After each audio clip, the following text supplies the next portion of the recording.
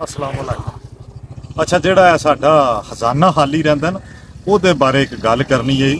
ਪਰ ਕੋਈ ਜ਼ਿਮੀਂਦਾਰ ਆ ਨਾ ਤੇ ਉਹਨੇ ਮੱਝ ਲਈ ਇੱਕ ਸੱਜਰ ਸੂਈ ਤੇ ਉਹ ਚੋਵੇ ਸਵੇਰੇ ਨੇੜੇ ਲੱਗੇ ਭਾਂਡਾ ਲੈ ਕੇ ਸ਼ਾਮੀ ਲੱਗੇ ਦੁੱਧ ਕੋ ਨਾ ਦਵੇ ਮੱਝ।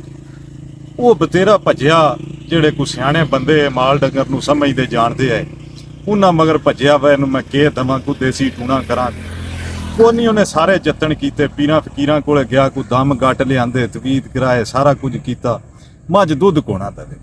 ਫਿਰ ਇੱਕ ਨਾ ਕਿਸੇ ਪਿੰਡ ਦੇ ਸਿਆਣੇ ਬੰਦੇ ਨੂੰ ਉਹਨੇ ਦੱਸਿਆ ਵਾ ਹੈ ਚੱਕਰ ਹੈ, ਮੱਝ ਦੁੱਧ ਨਹੀਂ ਦੇ ਲਿਆਂਦੀ ਵੀ ਸੱਜਰ ਸੂਈ ਹੈ, ਹਵਾਨਾ ਵੀ ਚੰਗਾ, ਸੋਹਣੀ ਸਾਡਲੀ ਵੀ ਹੈ।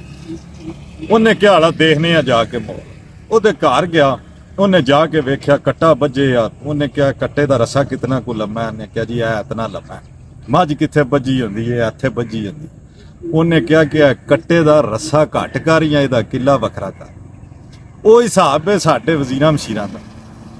ਪਰ ਇਹ ਵੀ ਉਹ ਕੱਟੇ ਹਾਰ ਨਾਲ ਰੱਸੇ ਲੰਮੇ ਨੇ, ਚੁੰਗ ਜਾਂਦੇ ਨੇ, ਮੱਝ ਸਾਰੀ ਜਿਹੜਾ ਮਾਲਕ ਹੈ ਉਹਨੂੰ ਲੱਭਦੀ ਕੱਖ ਹੈ। ਸਾਡੇ ਵੀ ਖਜ਼ਾਨੇ ਖਾਲੀ ਹੋ ਜਾਂਦੇ ਨੇ, ਜੋ ਜਾਣਦੇ ਇਹਨਾਂ ਨੂੰ ਪੈਟਰੋਲ ਵੀ ਦਈ ਜਾਂਦੇ ਨੇ, ਬਿਜਲੀਆਂ ਵੀ ਫ੍ਰੀ ਦਈ ਜਾਂਦੇ ਨੇ, ਤਨਖਾਹਾਂ ਵੀ ਦਿੰਦੇ ਨੇ, ਗੱਡੀਆਂ ਇਹਨਾਂ ਕੋਲੇ ਜਨਾਬ ਮੇਰੀ ਕਰੋੜਾਂ ਦੇ ਹਿਸਾਬ ਤੇ ਨੇ। ਯਾਨੀ ਕਿ ਹਰ ਤਰ੍ਹਾਂ ਦੀ ਮੁਰਾਦ ਦੇਣੀ ਹੈ ਇਹਨਾਂ ਤੇ ਖਜ਼ਾਨੇ 'ਚ ਕੀ ਬਚਣਾ ਸਾਡੇ ਗਰੀਬਾਂ ਵਾਸਤੇ।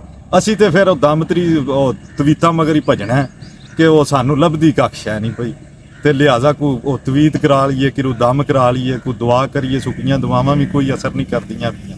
ਮਿਹਰਬਾਨੀ ਕਰੋ, ਇਹ ਜਿਹੜੇ ਕੱਟੇ ਸਾਡੀਆਂ ਮੱਝਾਂ ਚੁੰਗਦੇ ਨੇ ਨਾ ਪਏ, ਇਹਨਾਂ ਦੇ ਰੱਸੇ ਮਹਦੂਦ ਕਰ ਛੜੋ ਤਾਂ ਕਿ ਸਾਡੇ ਤਾਈਂ ਵੀ ਕੋਈ ਦੁੱਧ ਦੀ ਘੁੱਟ ਪੜੇ। ਮਿਹਰਬਾਨੀ।